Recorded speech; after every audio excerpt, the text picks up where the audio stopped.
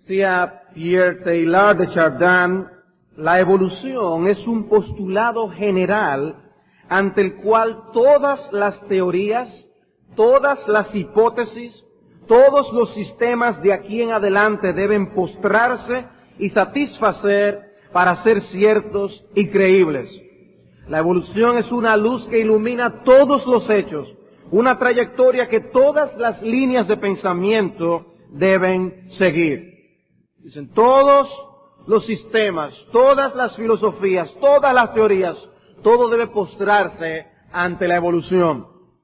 La teoría de la evolución propone quitarle al mundo un diseño y un propósito en su origen. No solo no fue creado con un propósito, dicen ellos, sencillamente no fue creado. El universo en toda su grandeza es el resultado de la casualidad y del azar. Los proponentes de la evolución nos dicen que todo lo que nosotros vemos, el sol, las estrellas, la gran variedad de aves, de todos los colores, de todas las formas, de todos los tamaños, los ríos, los mares, las islas, las flores, los niños, la primavera, la inteligencia humana, todo es fruto de la casualidad. Un científico le sugirió a alguien en una ocasión que en un universo en el que hay millones de planetas, es inevitable que la vida surgiera por casualidad en uno de ellos. Y la otra persona le dijo, señor, si el Scotland Yard encontrara un cuerpo en el baúl de su carro, ¿le diría usted a ellos que porque hay millones de baúles, de seguro en uno de ellos iba a aparecer un cuerpo? Creo que de todas formas ellos quisieran saber quién lo puso ahí. Y eso debe ser nuestro interés también. En este mundo en el que hay vida, en un planeta de los millones que hay, debemos interesarnos en quién puso esa vida ahí. ¿Quién puso esa vida ahí? ¿Y quién puso todo esto?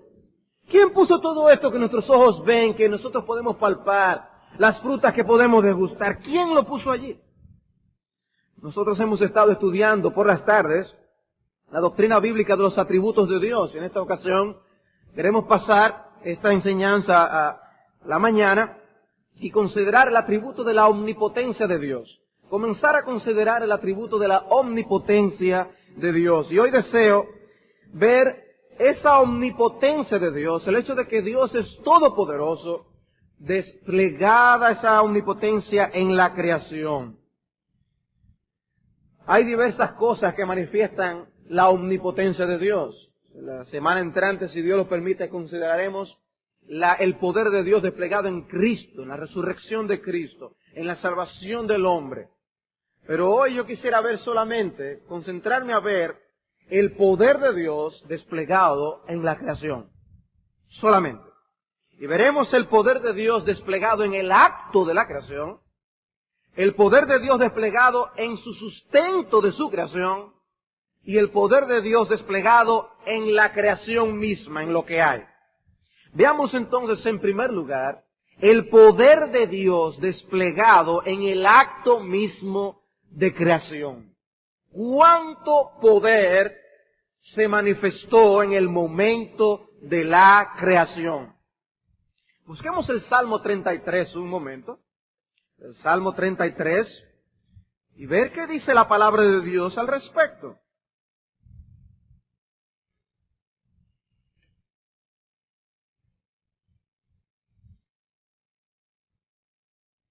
Después de alabar al Señor y de llamar a los justos a alegrarse en el Señor, en el versículo 6, dice el salmista, por la palabra de Jehová fueron hechos los cielos y todo el ejército de ellos por el aliento de su boca. Él junta como montón las aguas del mar, Él pone en depósitos los abismos. Tema a Jehová toda la tierra, teman delante de Él todos los habitantes del mundo, porque Él dijo y fue hecho, Él mandó y existió. Todo esto que nosotros vemos tuvo un inicio, tuvo un comienzo. Pocos están en desacuerdo con esa sugerencia. Solo los que sugieren que el universo es eterno son los que no creen eso. Luego, todo el mundo está de acuerdo en que el universo tuvo un origen. Lo que la palabra de Dios nos dice es que ese origen se debe a Dios.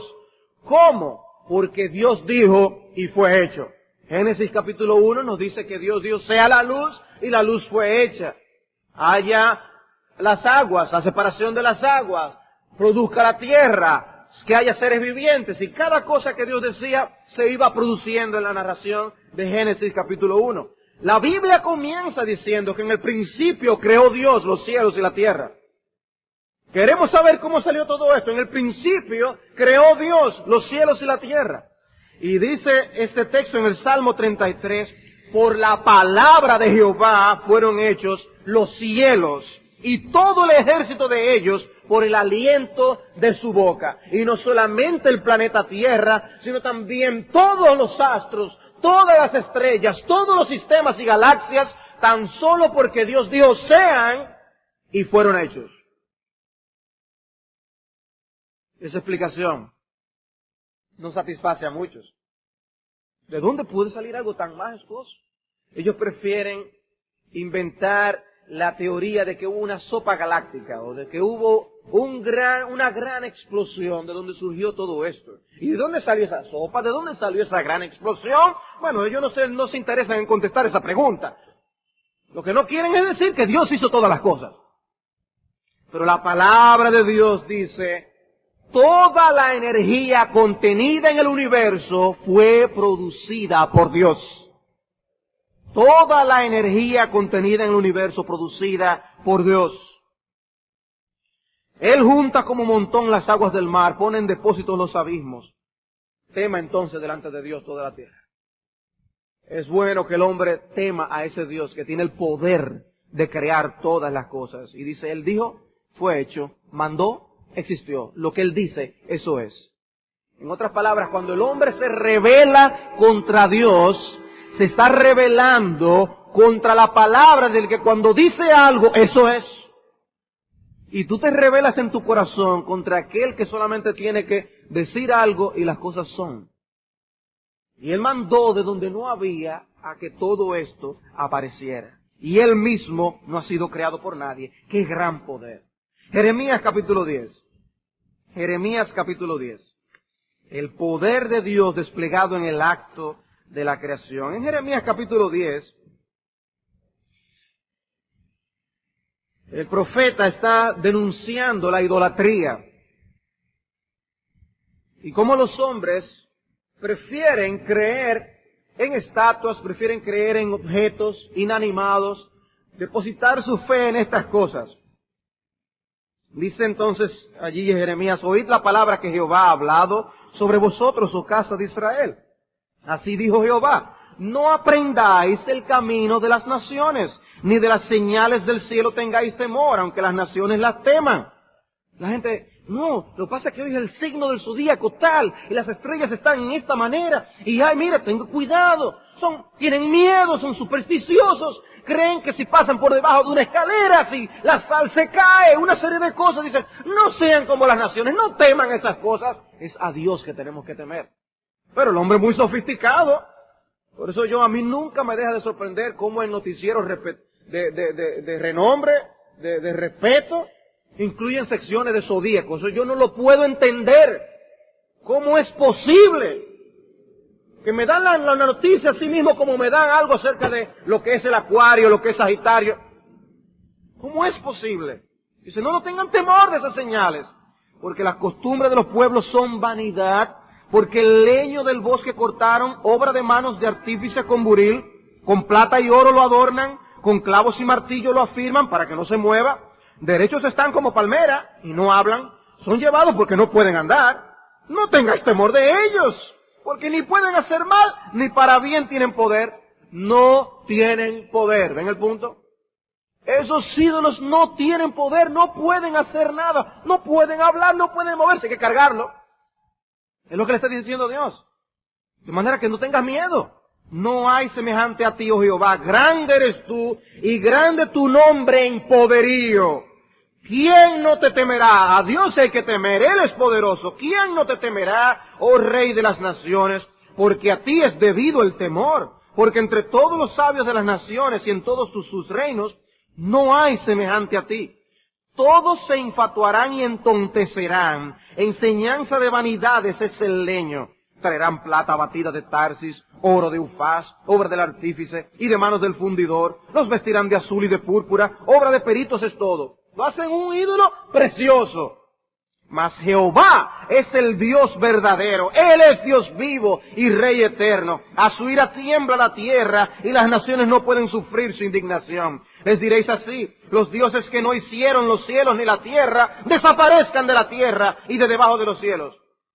Díganle así, que esos ídolos no hicieron los cielos y la tierra. Esos ídolos no hicieron nada. Pero dice, el que hizo la tierra, versículo 12, con su poder.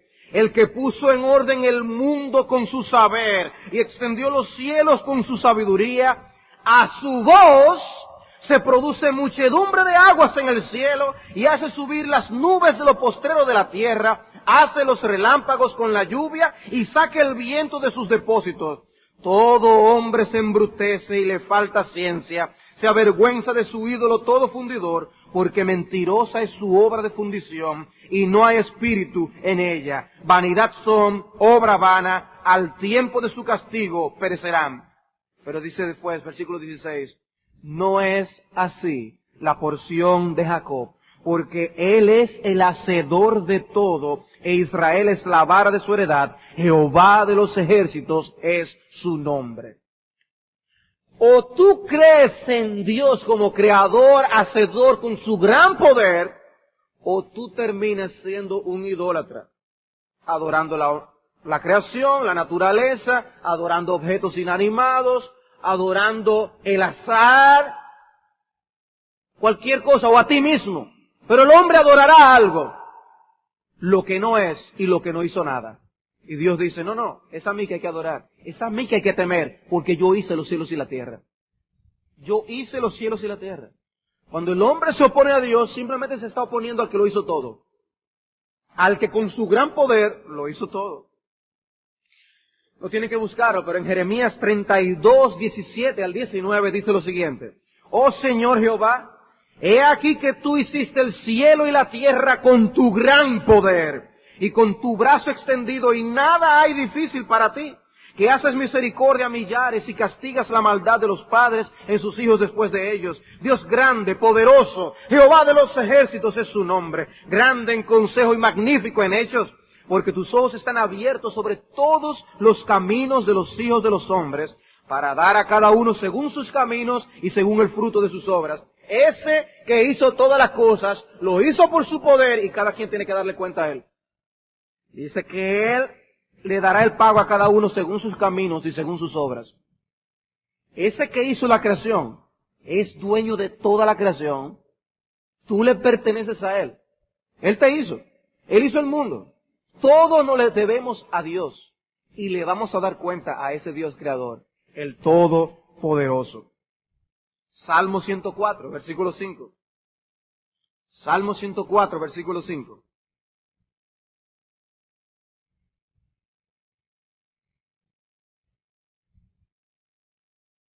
Dice, Él fundó la tierra sobre sus cimientos, no será jamás removida. Con el abismo como con vestido la cubriste, sobre los montes estaban las aguas. A tu reprensión huyeron, al sonido de tu trueno se apresuraron, subieron los montes, descendieron los valles, al lugar que tú les fundaste. Les pusiste término, el cual no traspasarán ni volverán a cubrir la tierra. ¿Qué es lo que está diciendo aquí? Está describiendo parte del comienzo de la creación.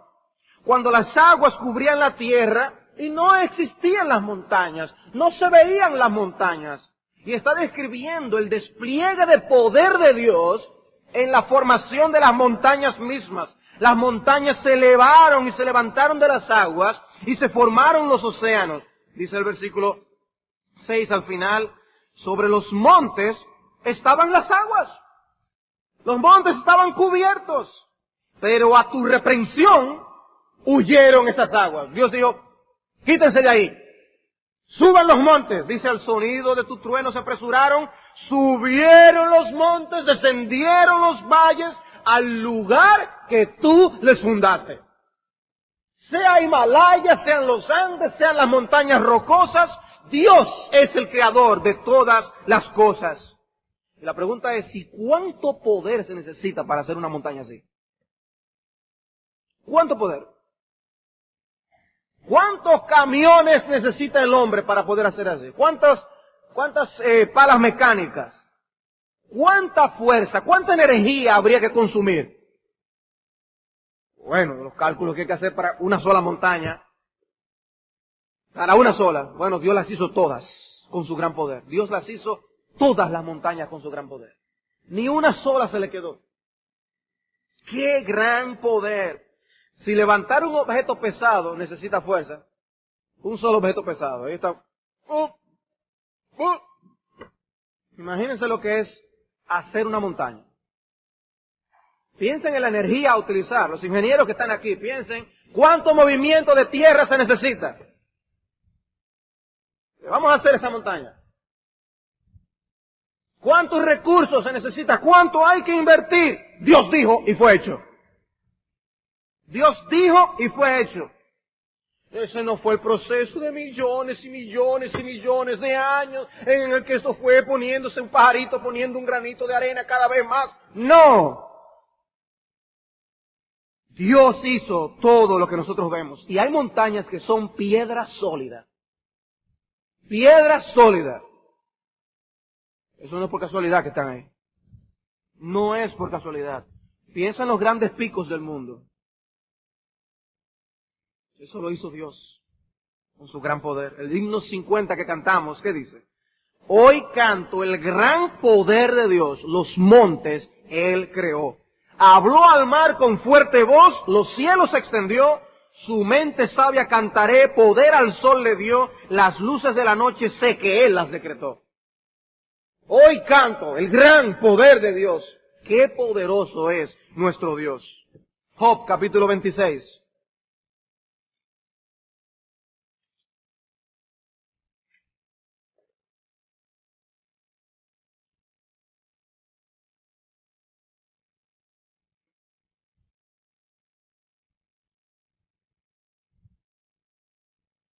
Versículo 2. ¿En qué ayudaste al que no tiene poder? ¿Cómo has amparado al brazo sin fuerza? ¿En qué aconsejaste al que no tiene ciencia? ¿Y qué plenitud de ciencia has dado a conocer? ¿A quién has anunciado palabras de quién es el espíritu que de ti procede? Las sombras tiemblan en lo profundo, los mares y cuanto en ellos mora. El Seol está descubierto delante de él y el Abadón no tiene cobertura. Él extiende el norte sobre vacío, cuelga la tierra sobre nada, ata las aguas en sus nubes, y las nubes no se rompen debajo de ellas. Él encubre la faz de su trono, y sobre él extiende su nube. Puso límite a la superficie de las aguas. Hermanos, nosotros no estamos anegados en agua, porque Dios puso límite. Hasta el fin de la luz y las tinieblas. Las columnas del cielo tiemblan y se espantan a su reprensión. Él agita el mar con su poder, y con su entendimiento hiere la arrogancia suya. Su espíritu adornó los cielos. Su mano creó la serpiente tortuosa. He aquí, estas cosas son solo los bordes de sus caminos. Y cuán leve es el susurro que hemos oído de él. Pero el trueno de su poder, ¿quién lo puede comprender?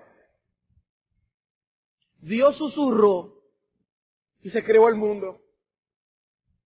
Sea.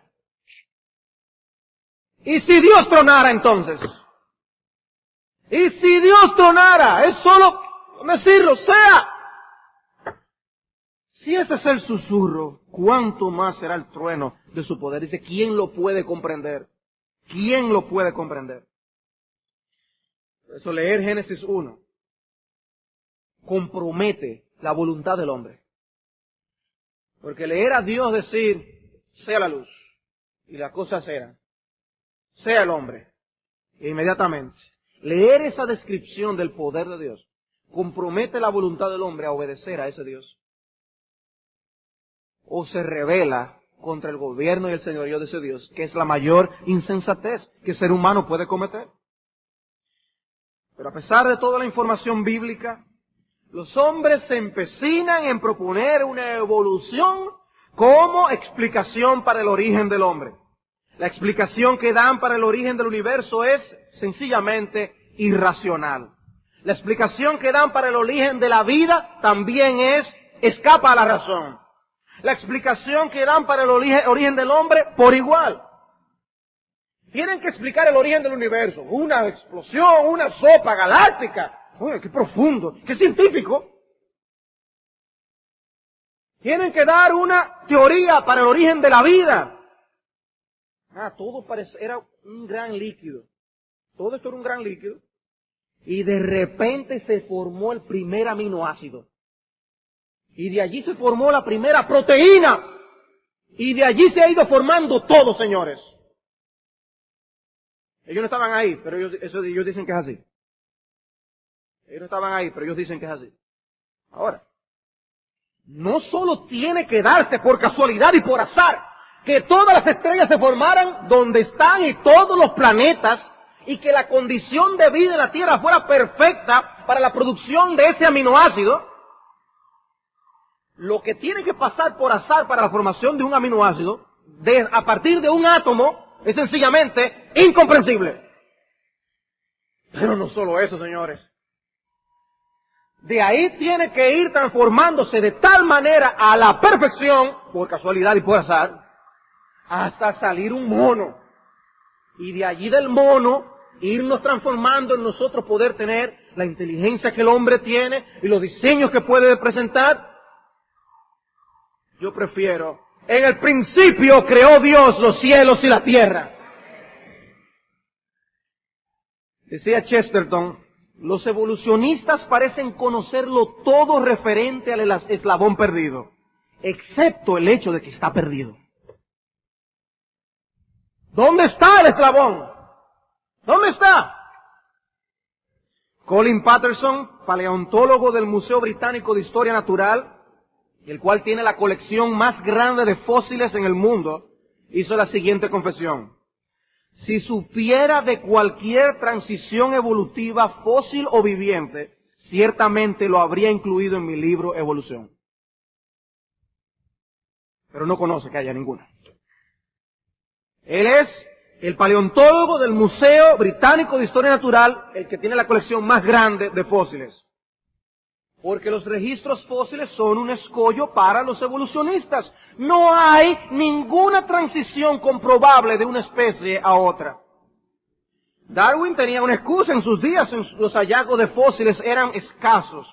Pero hoy, más de un siglo después de su muerte, y como dice alguien, después que él está convencido que esto fue por creación, hay abundancia de fósiles en el día de hoy.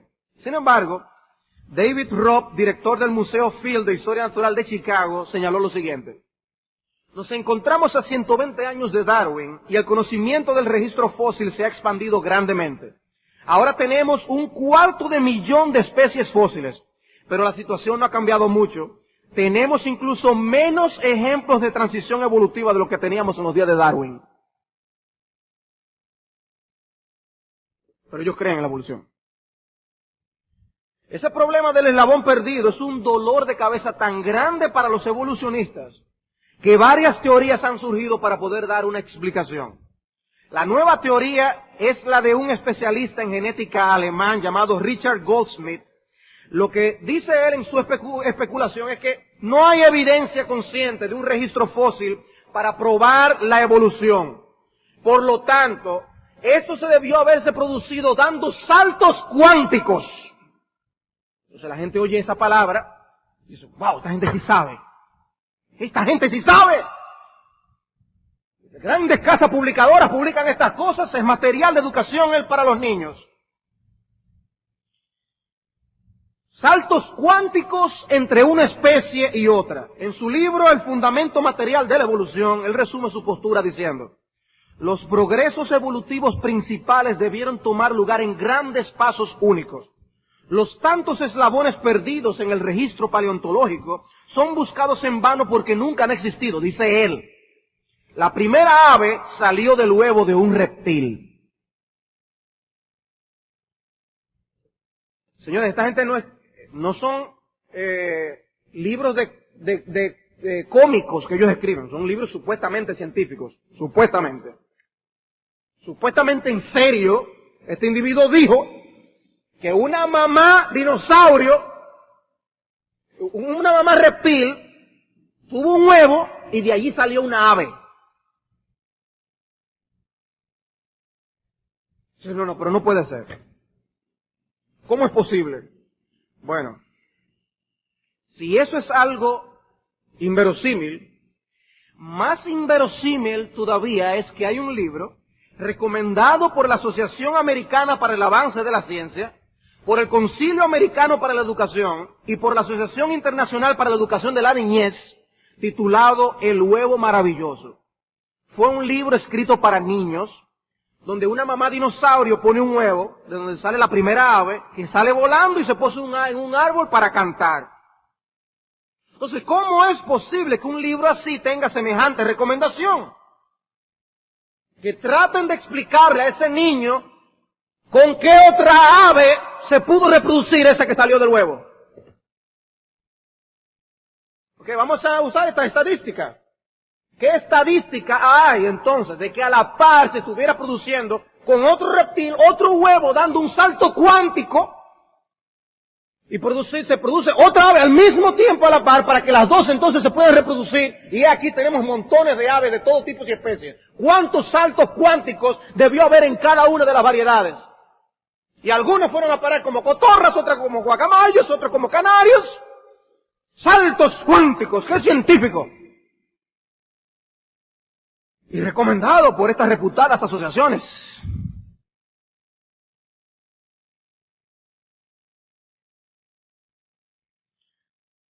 O sea que cada vez que una mujer va a dar a luz, hay que cerrar bien las ventanas, no vaya a ser que una criatura salga volando. Hermanos, sencillamente eso no es ciencia, eso es ciencia ficción. No es ciencia. Sin embargo, se le enseña a los niños como si fuera una verdad. Eso es una tragedia mundial. Entonces después salen como salen y dicen, ay, ¿por qué fue que salieron así? Pero es que tú le quitaste a Dios. ¿Tú le quitaste a Dios? ¿Y qué de las grandes reconstrucciones que se presentan en los libros? ¿Qué del Pithecanthropus erectus o del hombre de Pekín? Los libros se nos presentaban en libros de historia, en libros de ciencia. Nuestra historia ya con aquellos primates que fueron evolucionando. Eso es parte de nuestra historia. Con los libros de ciencia. El hombre de Nebraska se reconstruyó a partir de un diente que se encontró en 1922. Con un poco de imaginación, el diente se convirtió en una mandíbula. Después se conectó a un cráneo y después se le puso un esqueleto. Y luego el esqueleto se le dio figura, rostro, etcétera. En otras palabras, es una obra de arte creada por los científicos. Una obra de arte. Pero eso no es ciencia.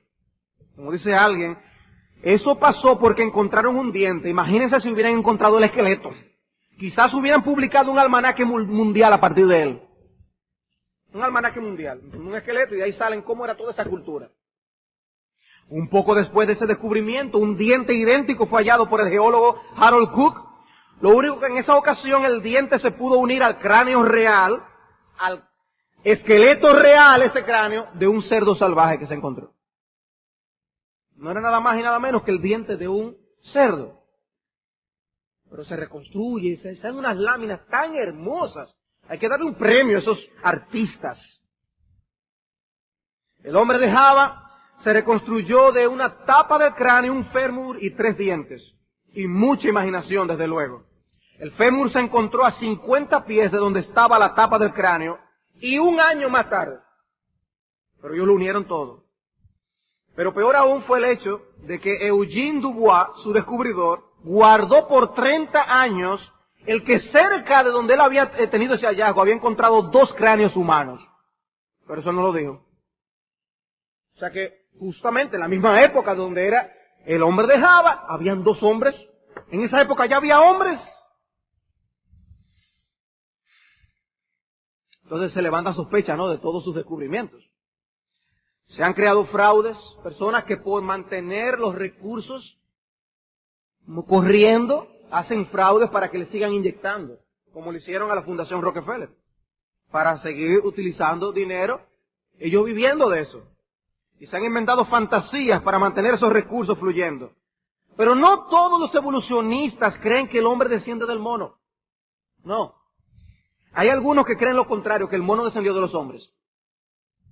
¿Qué les parece? Fue C.S. Lewis que dijo, ninguna teoría filosófica con la que me he encontrado es una mejoría radical a las palabras de Génesis, de que en el principio creó Dios los cielos y la tierra. ¡Qué afán el del hombre por deshacerse de la autoridad de Dios sobre su vida! Y en ese afán enloquecen, se entontecen y hablan tonterías. No, eso no es ciencia empírica. Eso es fantasía, eso es filosofía, eso son teorías. Simplemente para ellos poder seguir viviendo sin Dios en el mundo. No, el poder que nosotros vemos desplegado en esta creación, solamente Dios lo puede tener.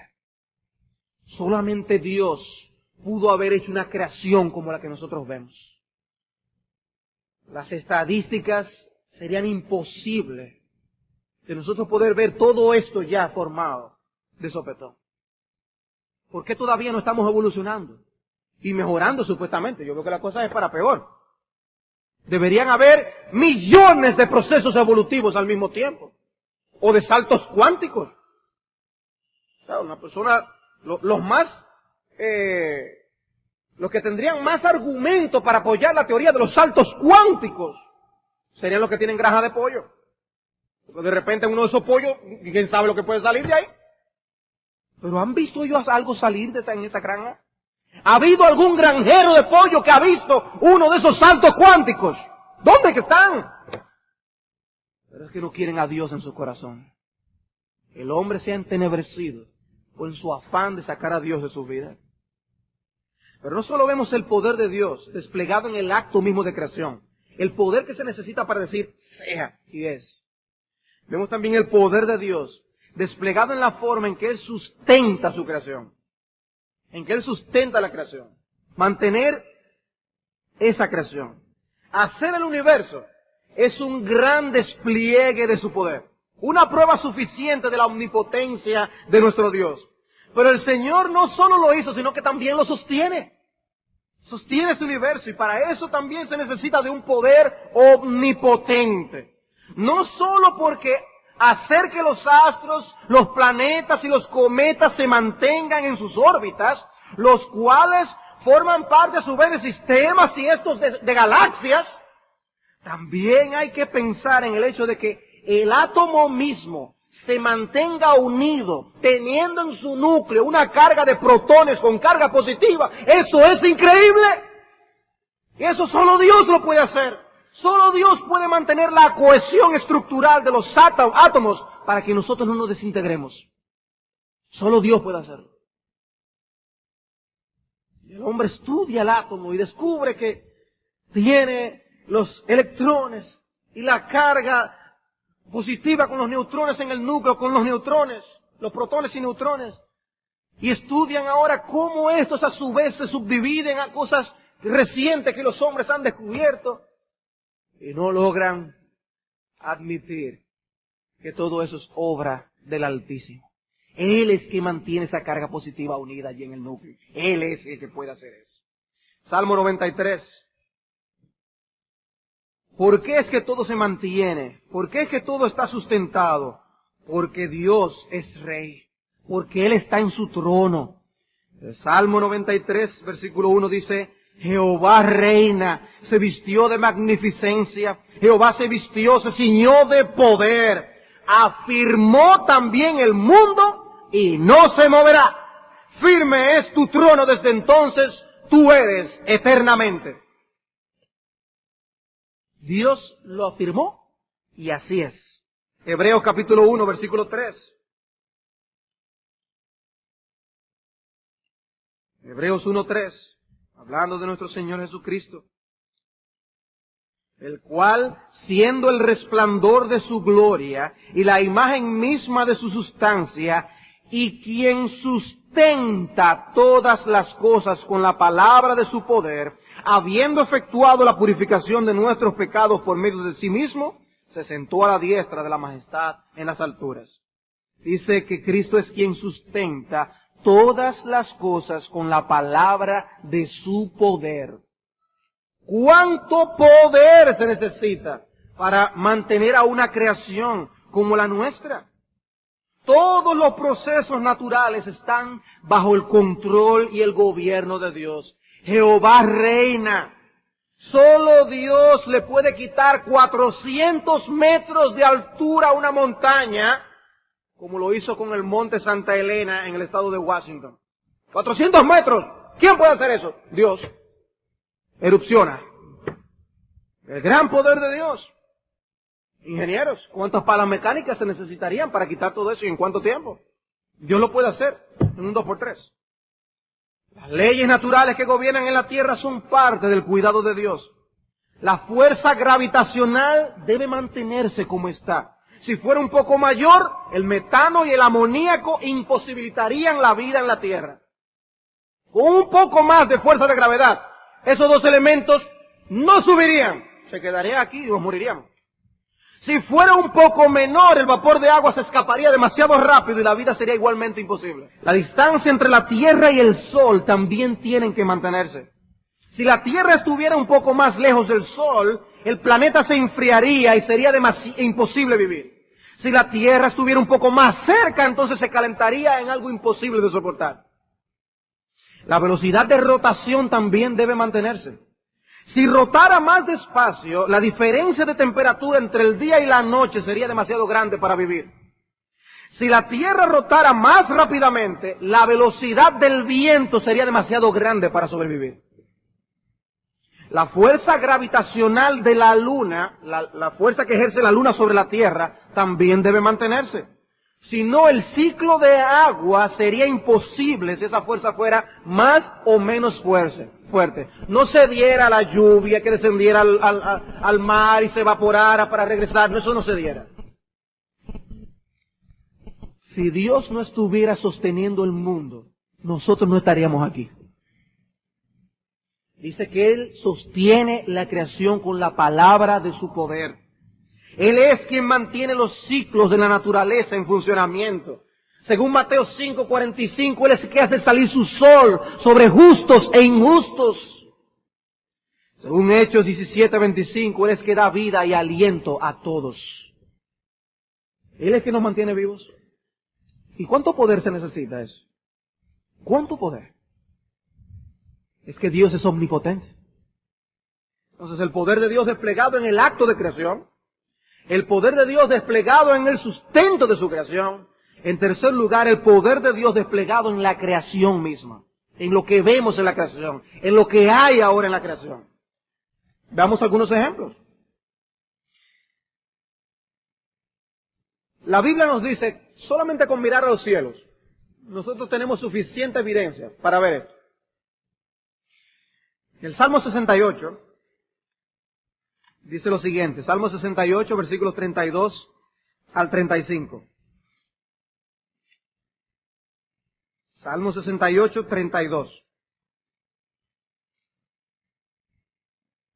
Dice, reinos de la tierra, cantad a Dios, cantad al Señor. Al que cabalga sobre los cielos de los cielos, que son desde la antigüedad. He aquí dará su voz, poderosa voz, atribuid poder a Dios. Sobre Israel es su magnificencia, y su poder está en los cielos. Temible eres, oh Dios, desde tus santuarios. El Dios de Israel, Él da fuerza y vigor a su pueblo. Bendito sea Dios. Dice, su poder está en los cielos. Lo encontramos en el cielo atmosférico y lo encontramos en el espacio, en el segundo cielo. Hay un despliegue del poder de Dios por doquier en el cielo. Dice el Salmo 150, alabad a Dios en su santuario, alabadle en la magnificencia de su firmamento. Hay una magnificencia en el firmamento que el hombre debe ver. Podemos hablar de lo que ocurre entonces en la atmósfera y lo que ocurre fuera de la atmósfera. Dice el Salmo 19, los cielos cuentan la gloria de Dios y el firmamento anuncia la obra de sus manos. Vemos en los cielos algo. La palabra de Dios presenta a las estrellas como una manifestación del gran poder de Dios. El Salmo 147:4 dice, Él cuenta el número de las estrellas, a todas ellas llama por sus nombres, grande es el Señor nuestro y de mucho poder, y su entendimiento es infinito. ¿Noten cómo relaciona el poder de Dios con las estrellas? Él cuenta el número de las estrellas, llama a cada una por su nombre, y entonces dice, grande es el Señor y de mucho poder. Grande es. Nosotros no podemos más que contar unas cuantas estrellas. A simple vista podemos llegar a cierto número. Utilizando telescopios podemos quizás a un número mucho más preciso de lo que nuestros ojos alcanzan a ver. En esta perspectiva que tengamos, Dios tiene la capacidad de contar todas las estrellas y de ponerle nombre a cada una. Ponerle nombre a cada una. El hombre llega a cierto nivel de capacidad que puede ponerle nombre quizás a sus ovejas, a sus vacas.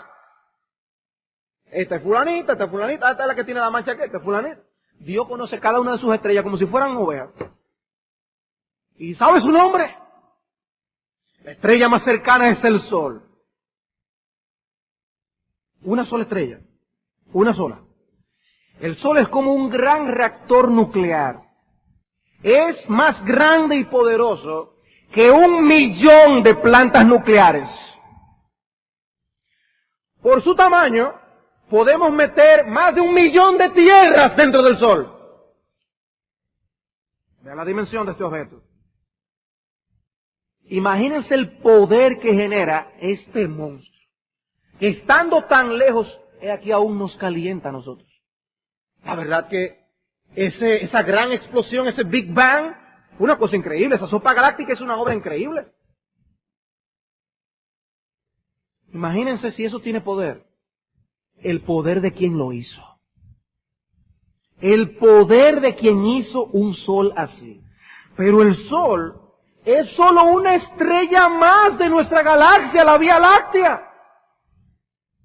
Se ha ofrecido el estimado de que solo en nuestra galaxia tenemos 200.000 millones de generadores nucleares en las estrellas. Pero nuestra galaxia es una de muchas otras galaxias más. Y así como las estrellas forman constelaciones y galaxias, las galaxias forman grupos y estos a su vez supergrupos, como los llaman los astrónomos. El número de estrellas que se estima, y yo no sé cómo lo calculan, dicen que es 10 elevado a la 23 potencia. Un 1 con 23 ceros. Yo no sé cómo se lee. Y cada una de esas estrellas puede contener 1.000.000 de plantas nucleares de poder. ¿Cuánta energía hay desplegada en el universo? ¿De dónde salió esa energía? La primera ley de termodinámica, que es la ley de la conservación de la energía, dice que la energía no se crea ni se destruye, sino que se transforma. No se crea ni se destruye, se transforma. ¿Quién puso esa energía ahí? Eso es una ley, no una teoría. La evolución es una teoría. La ley de la conservación de la energía es una ley. Es comprobable que esto no surgió sin ninguna causa. Hay una causa que la produjo. Y esa causa es Dios. Ahora, si hay tanto poder y tanta energía en el universo, ¿cuánto poder tiene el que hizo todo eso?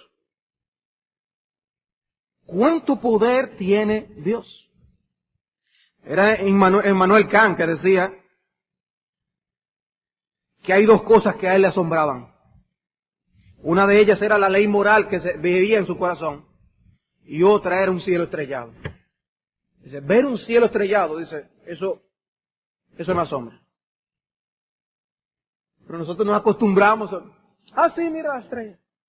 Un cielo estrellado. ¿Qué significa que están todas esas estrellas ahí? Que Dios las puso con su poder. Y que Él es muchísimo, muchísimo más poderoso que esas estrellas. Y tú y yo ni nos atrevemos a acercarnos a una estrella así. Es que no podemos acercarnos. Pero si pudiéramos, ya ustedes saben lo que nos pasaría. Ahora, eso es en el espacio. Ve todo aquello en el espacio.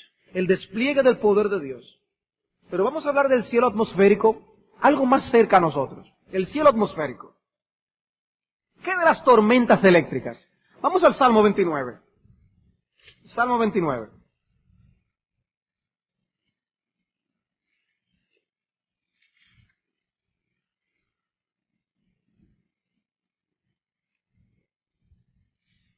Dice el salmista, tributad a Jehová, oh hijos de los poderosos, dad a Jehová la gloria y el poder. A Dios es que hay que atribuirle la gloria y el poder.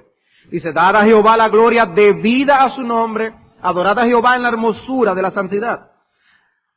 Noten, voz de Jehová sobre las aguas, truena el Dios de gloria. Jehová sobre las muchas aguas, voz de Jehová con potencia, voz de Jehová con gloria, voz de Jehová que quebranta los cedros. Quebrantó Jehová los cedros del Líbano, los hizo saltar como becerros, al Líbano y al Sirión como hijos de búfalos. Voz de Jehová que derrama llamas de fuego. Voz de Jehová que hace temblar el desierto. Hace temblar Jehová el desierto de Cades. Voz de Jehová que desgaja las encinas y desnuda los bosques. En su templo todo proclama su gloria. Noten cómo se repite constantemente voz de Jehová, voz de Jehová, voz de Jehová. En hebreo se propone que aquí hay un sonido onomatopéyico. La palabra voz es kol. Kol Jehová. Un trueno. Un sonido de trueno. Kol Jehová. Sonido, voz de Dios, voz de Dios, voz de Dios en cada trueno. Es lo que está diciendo este salmo. Quebranta por eso los cedros. Jehová con voz con potencia. El poder de Dios es presentado como capaz de aún romper a los cedros. Los rayos son capaces de fulminar a cualquiera. Todo el mundo respeta las tormentas eléctricas. Y no solo los niños salen corriendo. Yo tenía un familiar que se escondía abajo de la cama. Todo el mundo respeta. Cuando cae un rayo de eso, un sonido de eso, todo el mundo lo respeta. Cayó cerca, dice la gente. Pero para que hayan truenos, debe haber rayos. Debe haber rayos. Los truenos son el resultado del aire haberse calentado tan rápidamente que se expande con un estruendo gigantesco al romper la barrera del sonido. Voz de Jehová que derrama llamas de fuego, dice el versículo 7. Voz de Jehová que hace temblar el desierto. ¿Usted no ha sentido esos truenos que aún hacen vibrar las cosas? Eso es voz de Dios. Se calcula que por promedio en el mundo hay 3.500 tormentas eléctricas. 3.500. Dice, estas producen 100 rayos por segundo, 6.000 por minuto, 360.000 por hora, 8.640.000 cada día, 259.200.000 cada mes, y 3.153.600.000 por año. Y cada rayo lleva consigo aproximadamente 25.000 voltios de electricidad por pulgada. Eso es poder. Eso es poder, desplegado en el cielo atmosférico nada más. La pregunta es, ¿de dónde viene ese poder? Dice la Biblia de las Américas en Job 36, he aquí, Él extiende su relámpago en derredor suyo y cubre los abismos del mar. Él cubre con sus manos con el relámpago y le ordena dar en el blanco. Así dice la Biblia de las Américas en Job 36, 30 y 32. Cubre sus manos con el relámpago y le ordena dar en el blanco. Si el rayo tiene poder, ¿cuánto poder tendrá el Dios que hace los rayos? Job 37. Si buscan Job 37 conmigo.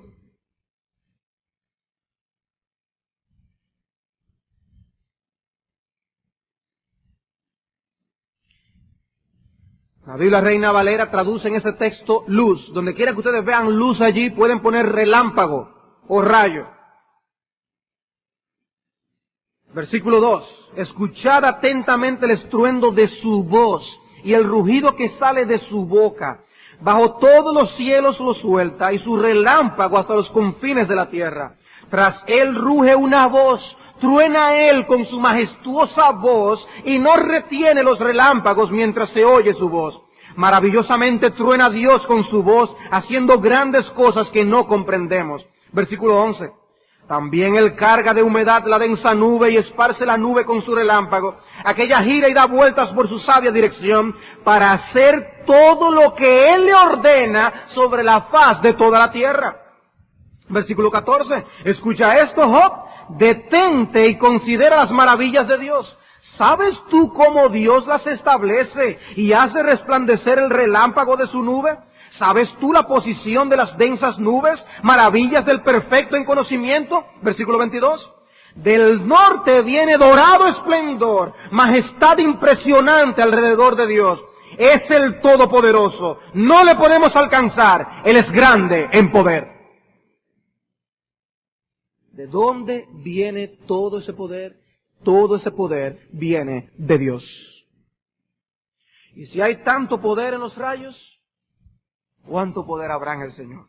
Dad a Jehová, entonces dice el salmista, dad a Jehová la gloria y el poder. Atribúyanle a Dios toda la gloria y el poder. Él es el omnipotente. El ver el poder de Dios desplegado en la creación debe llevarnos a adorarle. Debe llevarnos a darle gloria. Romanos 1:20, sin embargo, nos dice que el eterno poder de Dios que se hace visible por medio de la creación no llevó a los hombres a darle gracias ni a glorificarle. Y el hombre se envanece en sus razonamientos. El hombre llega a conclusiones que son ilógicas, son irracionales, pero se empecinan en mantenerlas para sacar a Dios de sus vidas, para pensar que haciendo así no le van a tener que dar cuenta al Todopoderoso, pero se equivocan. Eso no elimina a Dios. El que una persona diga, yo no creo en Dios, eso no quita a Dios, tan solamente te condena a ti. Mi amigo, mira el despliegue de Dios en la creación. Dios es poderoso y Dios tiene tu vida en sus manos.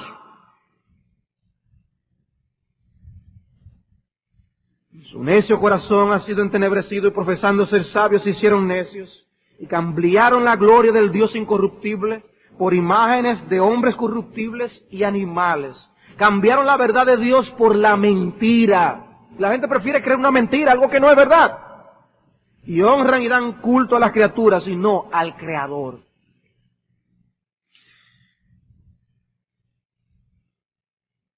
El astrónomo Carl Sagan, quien dijo no creer en Dios, reconoció la gran complejidad del diseño del mundo y de sus criaturas. Él dijo, hablando del cromosoma, un solo cromosoma humano contiene 20.000 millones de bits de información. ¿Cuánta información son 20.000 millones de bits? Dice él, ¿cuál sería su equivalente si todo fuera escrito en un libro impreso común en lenguaje humano moderno? 20.000 millones de bits sería equivalente a cerca de 3.000 millones de letras. Si hay aproximadamente 6 letras en una palabra promedio, el contenido de información en un cromosoma humano correspondería a cerca de 500 millones de palabras. Si hay alrededor de 300 palabras en una página ordinaria de impresión, esto corresponde a cerca de 2 millones de páginas. Si un libro típico contiene 500 de tales páginas, el contenido de información de un solo cromosoma humano correspondería a 4.000 volúmenes.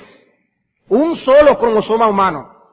Está claro entonces, dice él, que el cromosoma contiene una biblioteca enorme de información. Es igualmente claro que se necesita una biblioteca tan rica para especificar a un objeto construido tan exquisitamente y funcionando tan intrincadamente como el ser humano. Pero no creía en Dios. Él no creía que fue Dios que lo hizo. Él creía que eso fue por pura casualidad. Por pura casualidad. Si usamos estadística, la estadística de que por pura casualidad se formen las proteínas de los aminoácidos, un sistema sencillo, no complejo de proteínas, es 10 elevado a la 161 potencia, si mal no recuerdo. Son un 10, un 1 con 161 ceros. Para que de un aminoácido se forme un sistema simple de proteína. Pero el ser humano o la vida en sí no es una proteína simple, es compleja. Pero prefieren creer que esto fue algo tan de casualidad y que todo esto ha sido tan increíble, que habría que tener más fe en eso de que se formó una proteína simple de un aminoácido de esa forma, que en simplemente postrarse el hombre y reconocer que Dios hizo los cielos y la tierra. Es por fe que creen en la evolución, eso no es ciencia, eso es una filosofía. Es por fe que creen eso, y la fe la tienen depositada para poder hacer con sus vidas según ellos quieran. Por eso los exponentes de la revolución sexual tienden a creer en la doctrina de la evolución. Porque como son simples animales, ellos pueden hacer con sus vidas lo que ellos quieran, sin tener que darle cuenta a nadie. Son instintos animales, somos así.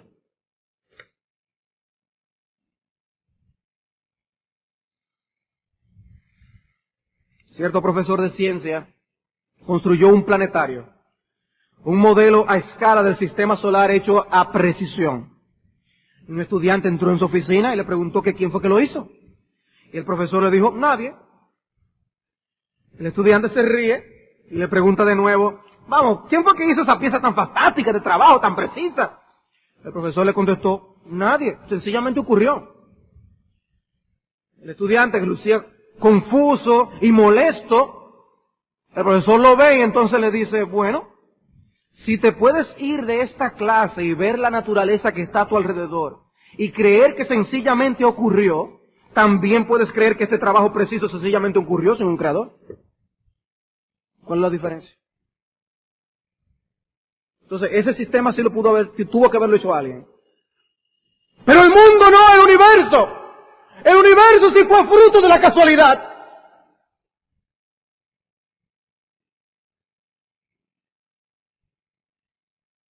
Los proponentes de la evolución quieren que los hombres supuestamente abran los ojos y que vean a Dios como un mito.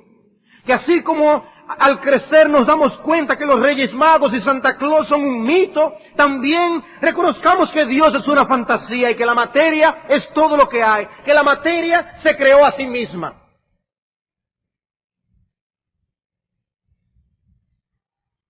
Y ellos dicen, o todo esto es una ilusión. ¿Prefiere creer eso? O todo esto se fue transformando de las sopas galácticas, se dio el origen de la vida, y el hombre evolucionó hasta ser lo que es en el día de hoy, y ya no ocurre más, qué raro, y con saltos cuánticos, todo esto que está como está. ¿O tú crees que la materia es eterna y que el universo es eterno? Pero hay otra opción. O tú crees esas cosas, o tú crees que Dios hizo los cielos y la tierra con su poder. Es una visión muy cómoda para el hombre apoyar y sostener su estilo pecaminoso, decir que esto surgió por casualidad. La materia no va a opinar acerca de las aventuras amorosas y extramaritales de los hombres. No.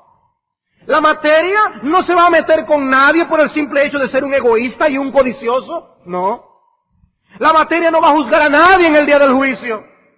A todo el que tenga un estilo de vida cuestionable, le conviene que todo haya surgido por evolución. Comamos y bebamos porque mañana moriremos. Al famoso evolucionista Sir Julian Huxley le preguntaron en una ocasión por qué la gente abrazó tan rápidamente la teoría de la evolución. Y dice que su respuesta fue, porque el concepto de un Dios creador interfiere con nuestras costumbres sexuales. Por eso hemos sacado a Dios de la existencia por medio de los razonamientos. Para nosotros se ha convertido en nada más que la sonrisa tenue del gato cósmico en Alicia en el País de las Maravillas. O sea, hay una agenda detrás de la promoción de esa teoría. Hay una agenda. Y de lo que hay que preocuparse ahora es de que cada quien esté protegido por causa del SIDA. no por causa de ser fiel al Señor. La sociedad que busque destruir la doctrina bíblica de la creación cosechará los frutos de su incredulidad. La teoría de la evolución no es una teoría científica inocente. No es científica, no es inocente. Es una herejía religiosa, no es una ciencia empírica. Y lo primero que el hombre necesita comprender es que hay un Dios a quien le tiene que dar cuenta. El universo no surgió solo, Dios lo hizo con su poder. Y ese Dios se ha ofendido con el hombre por causa de su pecado. ¿Y quién podrá irse en contra de Dios y le irá bien? Un Dios tan poderoso. Acuérdate de tu Creador en los días de tu juventud, es lo que dice la palabra. Antes que vengan los días malos y los años de los cuales tú no tengas contentamiento. Acuérdate de tu Creador. La rebelión del hombre contra Dios es una insensatez. Oponerse a Dios no solo es inútil, es fatal. Fatal. La Escritura dice que el mismo Dios que hizo los cielos y la tierra, un día quemará con fuego a la tierra en la emisión de su juicio, según 2 de Pedro capítulo 3. Y que por lo tanto los hombres deben prepararse para cuando llegue ese día. ¿Y cómo se puede salvar el hombre? Solamente por la misericordia y por la gracia de Dios. Solamente por el poder de Dios. Ese Dios omnipotente tiene que hacer lo que es imposible para el hombre en tu vida. Por eso la Escritura dice, no, la salvación es imposible para el hombre, pero todo es posible para Dios. Para ti es imposible para tú decir, de ahora en adelante me decido a ser cristiano. No. Porque no es de hombre ni por hombre, sino de Dios y de quien Él tenga misericordia. Pídele y suplícale a Dios que tenga misericordia. Y no solamente te hagas creacionista, hazte cristiano para la salvación de tu alma. Busca a Cristo, vive para Él y solamente a Él. Y esa doctrina para nosotros los creyentes debe ser de gran consuelo. Si Dios tiene tanto poder para hacer esta creación tan maravillosa, sostenerla y tener un despliegue en cada una de las cosas que hace, de ese poder tan majestuoso, hermanos, en cualquier circunstancia, podemos arrojarnos a sus brazos y saber que podemos confiar en Él. Por eso Pedro consolaba a los hermanos a quienes le escribía, Primera de Pedro, les decía, ustedes están sufriendo tribulación, angustia, encomienden sus almas al fiel Creador. Si Dios tiene ese poder y Él es tu Padre Celestial, Él tiene el poder para librarte de cualquier situación. Si no lo ha hecho es porque en su sabiduría infinita Él sabe que hay algo que Él todavía tiene que hacer en nuestras vidas. Pero poder no le falta. Poder no le falta. Y Dios cumplirá todas y cada una de sus promesas. Lo que Él prometió, dice, ay, mira, es que no pude ya, se me acabaron los recursos. No. Lo que Él prometió, lo va a cumplir a cabalidad, hermano.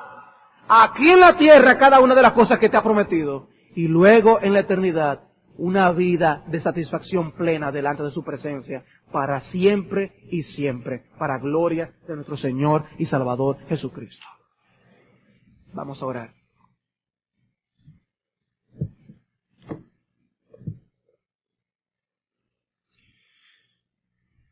Señor, queremos, junto al salmista, atribuirte a ti la gloria y el poder. Tú eres, oh Dios, único, tan poderoso, pero al mismo tiempo tan misericordioso. Te damos las gracias por concedernos el privilegio de tener comunión con un Dios como tú. Y porque ante todas tus promesas, por tu gran poder, tú nunca nos quedarás mal. Y queremos pedirte que tú aumentes nuestra fe. Oh Dios, bendito seas. Permítenos siempre tener palabra en nuestros labios para proclamar al mundo que por la fe entendemos haber sido constituido el universo por la palabra de Dios. Que nosotros podamos decirle al mundo que ese Dios que ha creado todas las cosas es un Dios que ha sido ofendido por causa del pecado, pero que al mismo tiempo es un Dios que está dispuesto a perdonar, amplio en perdonar. Y que si nosotros venimos en confesión de nuestras faltas, hay salvación y vida eterna. Padre, ayúdanos a poder pronunciar y proclamar ese evangelio hasta que nosotros seamos reunidos contigo en la eternidad. Gracias, oh Dios, en Cristo Jesús. Amén.